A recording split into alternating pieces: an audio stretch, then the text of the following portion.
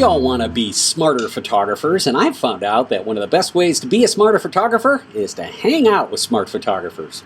So I've gathered a group of some of the smartest photographers that I know to discuss a topic that has popped up on the latest volume of the Smarter Photographer video series.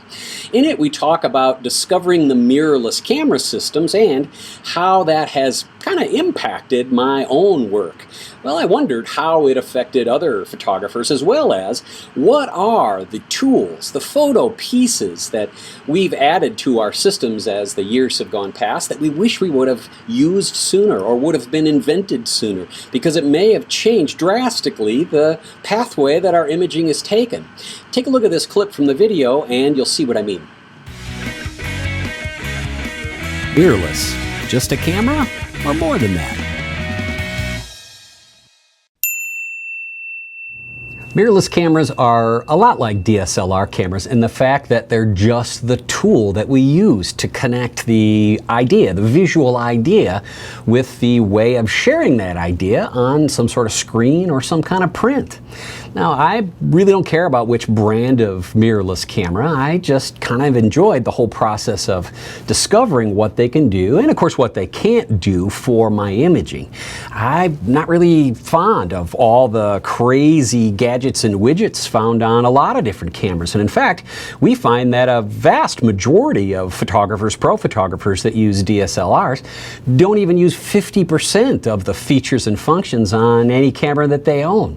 So for me, I want the ability to make my process as simple as I can. And I gotta tell you, as a guy who's been photographing a lot of things for a lot of years, when I added that first mirrorless system, it expanded my vision, my comfortability, if you will, on how I'm able to go from an idea to an image. Not only the exact image that I want to create, but it was the speed that really attracted me to the mirrorless system. When I take a look at the images and the people and the places that I've photographed over the years, actually decades of my career, I noticed that there are a handful of significant tools that have kind of come into my process that have helped me make better pictures. The first time we went into the big electronically controlled strobes, when we moved into the big inkjet printers that could really make a high quality print, those are all big deals. Those are all pieces that, in fact, I wish I would have added sooner to my process of creating images. For me, mirrorless cameras are another one of those pieces that I'm gonna stick in place there in order to help me make those images faster and easier, better, and, enjoy it a little more too. With me today are four terrific photographers. As you can see here, we've got Carol Schlintz up in just outside of Milwaukee, right, Carol? That's correct. Hello, Will. Good to see you. And of course, the famous photographer, Mr. Chuck Jones, good friend of mine in Southern California. Hi, Chuck. Howdy, Will. Good to see you, pal. And Miami-based, thanks, buddy. Miami-based editorial and advertising photographer, and the guy from Small Camera, Big Picture. Giulio, I forget. What's the name of that darn website? Small Camera, Big Picture. You think I'd know, wouldn't you? Mm-hmm. And of course, the genius behind all things that is the Crockett Network, that is Mr. Tom Curley. Hi, Tom. Hi, everybody. Hi, Will. Good to see you. We want to talk about some of those tools, some of those software applications, maybe even processes that we wish we would have started using earlier. I can remember handfuls of products when they were brand new that I took a look at and I go, oh, those are ridiculous, so there's no way that I would use them. And I delayed and delayed, and finally I tried them, and of course, bingo, everything worked out perfectly. And of course I kicked myself because I wish I would have done it sooner. Let's kick off with Carol. Carol, give me one of the pieces, the tools of photography for you that you wish you would have started using sooner. Sure. I made a list, and the top one on my list is the Color Checker Pro Passport. I can't tell you how long I struggled with color correcting and getting it right, and how long it took me to get it right. And then along comes this simple little device, and poof, I can do in 5 seconds what it used to take me maybe hours. I shouldn't admit that, should I? Yeah, no, it's true. Hours. Do you use the software utility that comes with that plugs into, I guess, Lightroom is what I've used it on? I use it in Lightroom, and certainly I use that to get things more right directly into Lightroom, but then I try to take an image that has the color checker passport in it in each lighting condition, and I won't say I'm perfect. I don't always get it, but if you get close enough, you can color correct the entire batch of pictures in one fell swoop. Yeah. And it's cut hours of tedium and allowed me to be more creative rather than tediously trying to get that purple shirt as purple as it was. I agree. You know, for years we kind of poo-pooed the idea of photographers doing intense camera profiles for the input values of their cameras. Yeah, it's important if we're doing really super color critical work, but the vast majority of photographers to do camera input profiles, complete waste of time. With the exception of the color checker passport from the X-Rite folks, it made that process very simple, and I thought they did a great job with it. Mr. Chuck Jones, you know, every time I'm with you, buddy, I learn something. Why don't you tell me, what's the top of your list of items that you wish you would have started using sooner? Class 10 SD cards. The speed? Is that what got you? Speed. I used to hit the buffer continually. And the SD cards were a great invention. CF before that was, okay, you know, bending pins and everything like that. But then when they came out with the Class 10 cards, I mean, it was just like heaven. It's like shooting a whole new camera. Yeah. The faster the card, the better. Right on. So much faster. That's a great tip. Julio, give me one on your list, will you, pal? Sure, that's easy. It's my OMD. Oh, this is a cheap plug for Olympus cameras? This is not right, dude. It's the first like close to pro mirrorless camera I've had, and I just love it, man. It's I wish I discovered mirrorless cameras like 3 years ago. And I think at that time would have been a GH2, but you know, they're makes life a lot easier and photography more fun. I made my whole blog based around mirrorless cameras. Yeah. And what is it about the OMD? Because I know you've got a handful of mirrorless cameras. What is it about the OMD that gets you? I think the speed and the in-body stabilization I like a lot, but it's just fast and I can see things right away and I can shoot with it quickly. Now I just finished my first job with the Fuji X Pro 1, and this thing is bad to the bone. It's cool. Yeah. It's a photographer's camera, but the OMD is kind of like a camera from the future. So you know, I feel like I kind of got the best of both worlds, and the hardest thing about my shoot today was deciding which one I was going to take. And I took both, actually, but I shot it with the Fuji. Stop bragging, first of all. This is, you know, television. We're not supposed to be bragging about all the cool toys you got there. Stop it.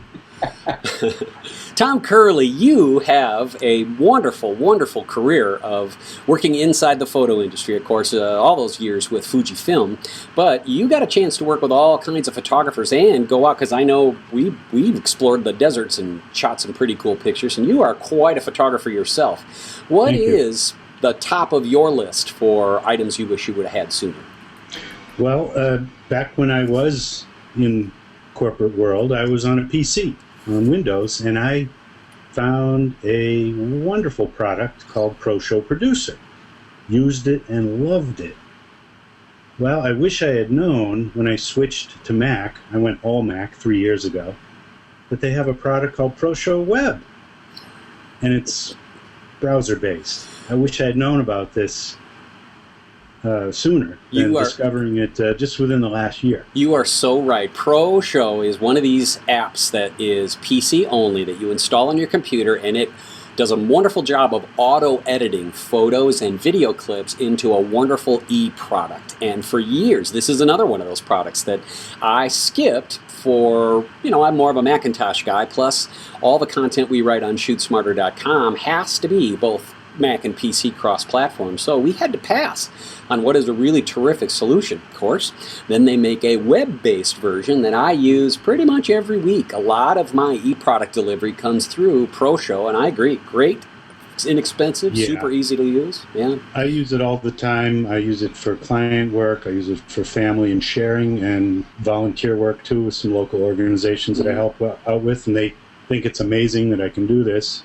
I try to tell them it only took me 10 minutes to make that little slideshow, but they don't seem to believe that. But Well, the fact that it's on iPad now, too, is rocking. big deal.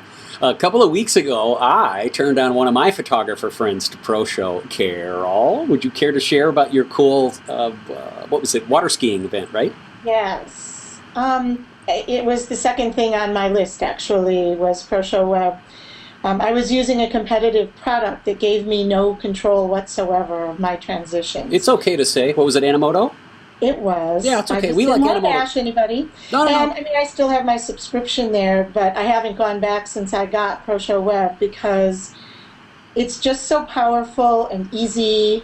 And I'm kind of new to adding the video stuff in, so I was a little tentative at first. And you saw my first effort. It was okay, but the clips were too short and the transitions kind of messed with them. But as I've gotten used to doing it, I think I'm doing a whole lot better, and I got a standing ovation at a recent event, and every time it was a tournament, every time they switched from one country to the next, I would title it, Team China, Team Canada, there would be a lot of clapping when it started and a whole lot when it ended. Right on. People were just so excited, and it was that little bit of video that came into each one that I think just sparkled the whole thing up.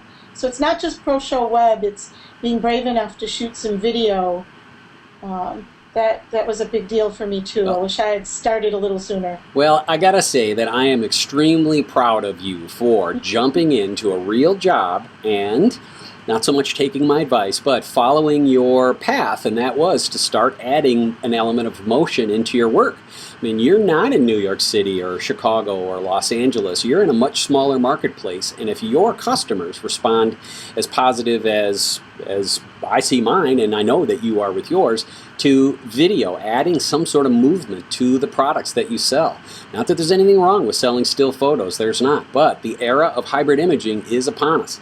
If Carol up in Milwaukee can get a standing ovation when she releases for the first time ever a hybrid imaging piece, an e-product if you will, I think that speaks volumes for where the rest of the photo industry needs to go. Hey Chuck, how long have you been making hybrid type of products for clients? Oh boy, years, probably 5-6 years. Yeah, you started early, right? But you're doing everything by hand. You're using Adobe Premiere, Final Cut, those kind of things? Yeah, pretty much. I started video production back in the late 70s. Wow, that shows how old you are. Man. I edited with open reel Oh. half-inch tape decks with paper clips and a knife. That's almost as painful as the old days when we have to use dissolve units between slide projectors. Mm-hmm. Hey. Yeah. Well, let me tell you one of the items that's on my list. I am big into inkjet prints, and as you can see back behind me there, that is an inkjet print that's on the wall in my home studio. That's the set that you see on the television shows. Well, I'm into quality inkjet printing, and once upon a time I was introduced to printing through a piece of software called Image Print. And Image Print was really expensive, a couple $1,000 for software. My problem was I'd buy a new Canon or an Epson or an HP printer and it came with software. And basically we'd throw that software away, install this new piece of software, and the difference between not only how beautiful my prints were, but how quick it was to change papers as well as other functions inside printing, I kick myself. I really do. I wish I would have spent that $1,500 much sooner because I probably would have made a heck of a lot more money, and I know I would have gotten bigger into inkjet printing too. So image print, that's high on my list there too. Carol, you had number 2 as ProShow. What's your number 3? It's a toss-up. Mirrorless cameras are in there, but we've covered that already. I'm going to go with, actually I wrote it down last, it's Painter. Because one of the things that I added to my mix recently is hand-painted images. And when you throw 1 or 2 of those into a slideshow, it really gets the tears going, and tears in my world, in the portrait world, equate to mom spending money. As crass as it is to say right out loud. And I just wish I had started earlier in my career doing it because it's taking me a while to get good at it. But I love doing it, and I love adding that variety, and I think it kind of comes back to why the video thing is so important to me, because it also adds to those slideshows and to that variety of product. And it's product that all the mommy cams can't capture or create in the end. Wow, excellent point. And I agree with you, Carol. I think photographers that spend energy kind of complaining, maybe even whining, sorry about that, about moms going to Costco and buying a camera and ripping off their business, I think that they're completely wrong. I think they need to take a look at what they can do that other people can't do, and it's all about the photographer, not the camera that photographer's holding on to. So, don't mean to be on a platform there, and I know the economy's hit a lot of photographers hard, but if you're watching and you're one of those people that's in a region that's hit hard by the weekend photographers, jump in there, pros. Roll up your sleeves. Get into hybrid imaging because the rest of the universe is not. Chuck, give me another item on your list, my friend. For me, it's probably After Effects, believe it or not. Adding motion graphics and moving graphics and in with the hybrid imaging and with the sound. Sound is very important. Integrating sound into the productions and getting that right. Sound probably is 60%, and After Effects just works so nicely to put it all together. It's a steep learning curve, but it really does make productions that stand out. That's right. I remember the first time I saw Adobe After Effects and saw what it did with animating text. And it is a television grade tool, and of course it's like Photoshop. The deeper you get into it, the deeper you realize it is. How many hours do you think you've got into learning After Effects, Chuck? How many? I'm sorry? How many hours do you think you've got in total learning After Effects? Oh boy, well, probably over 1,000. It's like Photoshop. I mean, it's one of those things that when you first pull it out of the box and first install it, you look at the screen and you stare at it dumbly and you go, what do I do with this? But there's a lot of good videos out. There's a lot of good web tutorials out. Adobe has some very good training materials themselves. It's not an inexpensive package like Photoshop's not, but it is a very professional tool, and it is what the big boys use. It is. You know what I discovered? That lynda.com has a whole bunch of After Effects and other editing tools, tutorials. It's very inexpensive. I think it's $15 a month, and I've learned a ton from lynda.com. Giulio, Yeah, I've learned a lot from Giulio Sciorio. Giulio, give me another item on your list, sir. LED lighting. What do you got there? It's a little light called a Z96. I got like 4 of these. They go together like Legos, actually make bigger panels, and then you got magnets on your filters, and you just, there you go. And now I got a full O filter on there. But LEDs, they're a little funky right now for the color, so they're not for every subject. But if you need it for video, they work really well. And what's cool too, and I don't hear a lot of people talking about this, is if you want to shoot an HDR portrait, LEDs are the way to go. Because with HDR portraits, you can't change your aperture, you change your shutter, and you can't change your aperture and change your flash and try to get an HDR. It's gonna be a real long and painful shoot. But if you have your LEDs on, you shoot, and you shoot an HDR, you can get a really cool HDR portrait for a different look. Certainly, it's not for all looks, but it's a different look. And then, of course, if you got your LED light and you start using that little red button right there, people, you can make really cool HD video. Don't fear the red button. It's not an ejector seat. It's the cool button, okay?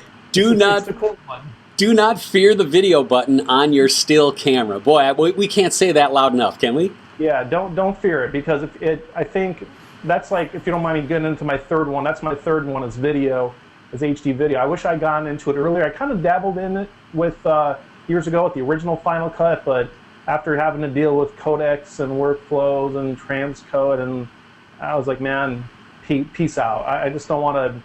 I put a ton of time in Photoshop, and that's enough for me, and After Effects, but I don't want to talk about that unless you want. I don't want to cry on camera. But what I love about shooting video with an LED light and a mirrorless camera is you can really shoot it just like you shoot your stills. You know, if you want to do a short form video, you shoot your still, you're already lit, just hit the red button and run about 30 seconds, 15 seconds, or even a minute of video, so you got a clip, and then move on. It doesn't take that much time, and it's just, again, just hit the red button, man.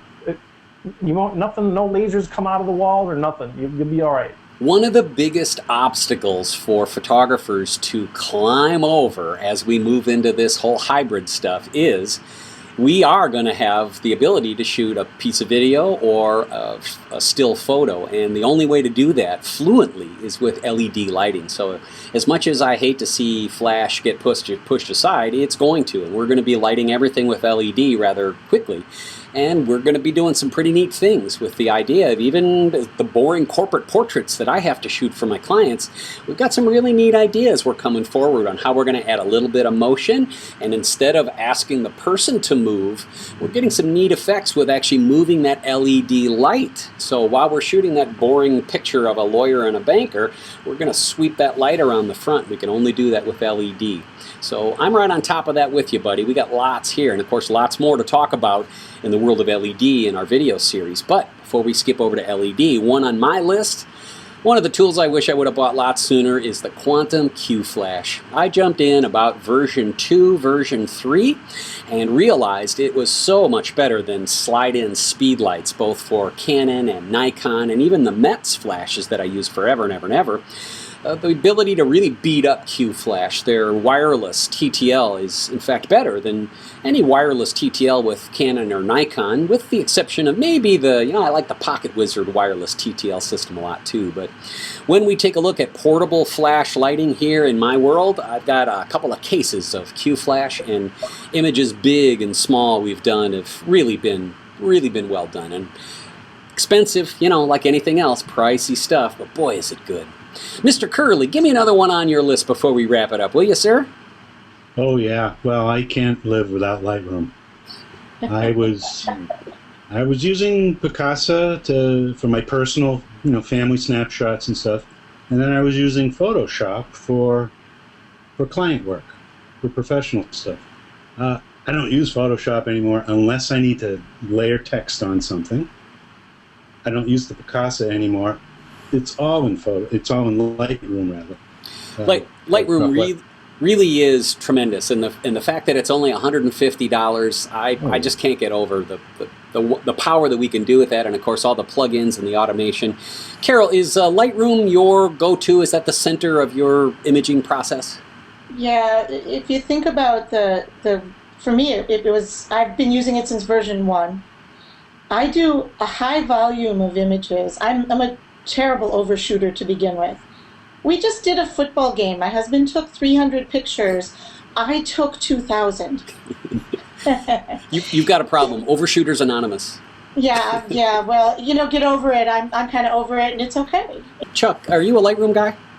Yeah, I've got probably close to 200,000 images in my Lightroom database at this point.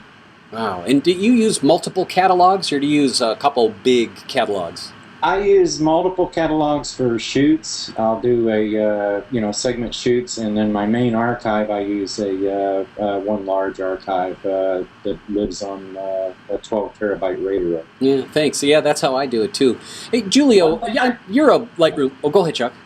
One thing I do want to say too, I've been using something new that you turned me on to, Will, Zenfolio. I've got to tell you, the integration with Lightroom and the ability for me running my own websites just to zip them right out of Lightroom, create the galleries on Zenfolio, and boom, they're up on the web. It's a workflow that can't be beat. Thank you for turning me on to that. That's a very interesting piece of software. You're welcome. I couldn't agree more. You too, Tom? Oh yeah, I use the plugin right from Lightroom right to the Zenfolio galleries. We like the whole gallery system. Of course, that's a big component of the Smarter Photographer video series. And not only do we like Zenfolio, we do, but we also like SmugMug. There are a handful of other ones on there too. And if you are a SmugMug user, you will find that there are export modules that you can for free plug into not only Lightroom, but Photoshop and Aperture, and I think there's 5 or 6 more. So it feels like the folks who make gallery storage systems like Zenfolio and SmugMug understand that what we want to do is we want to assemble this system. It doesn't matter if we're shooting a Canon camera or a Nikon camera. It really doesn't. It doesn't matter if we're using Lightroom or Aperture. What matters is we have the ability to have an idea as an image maker, create that image in either a still photo or a video, shape it, reshape that, and put it into whatever device we want to, meaning a print, or send it over to an iPhone, and create that whole process of being able to shoot for money or shoot for fun. One of the things that I wish I would have done a long time ago is make sure I complete every one of the shoots that I do, meaning go through and process those files and do the sorts and do the edits. And it used to be we were in such a rush to go ahead and get that job shot, even back in the film days, and get it into Pages because we shot transparency film, and get it to the client. Well, the way that we grow as a photographer is if we get the opportunity to take a look at those final images and try to see what our client likes and what they don't like. Or if you're not shooting for clients, if you're shooting just for fun, take another look. Give it a week or so and come back to those images and take a look at them. I do notice that when I go on some of the meetup.com shoots with my local friends here, and a lot of times I go low profile, incognito, and I don't want to be that Will Crockett guy from the TV shows. I want to be the just photographer from down the street. And what really bothers me is I see a lot of photographers, they shoot files RAW or JPEG, and they don't do anything with them. I think they download them from a card, they put a label on them, and then there they go. But we can't grow as photographers unless we take a look at some of the ways we could have improved our photography, and that's what we did today. We all have these products and these systems that would have really changed the course of how our photographic careers ended up, and may have changed some of us who are watching that weren't pros, might have made us pros, or vice versa.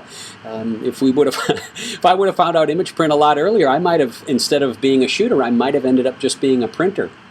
Giulio, close us out here. What is one of the areas that you're looking forward to in the future for our future product that's going to be something you're going to jump on sooner than later? Wireless workflow for sure. I want to go for my camera right online. I want to bypass Lightroom. I want to bypass C1 Pro. If I can shoot and edit on my camera and get it into an iPad or an Android phone or whatever, and get it online and start sharing it with people or with my clients, then I'm going to work that much faster. And if I'm going to work that much faster, my life is going to be a lot easier.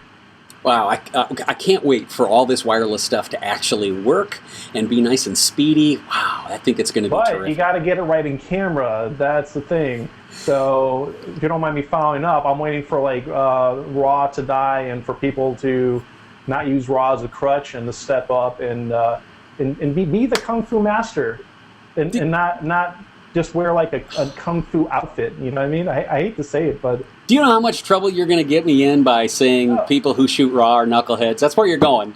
You can email me and we can chat about it. I'm saying that to the viewers. So if people are... Don't direct the heat the will. Direct it over to me. You know, back in the day when you shot film, if you blew it, you blew it.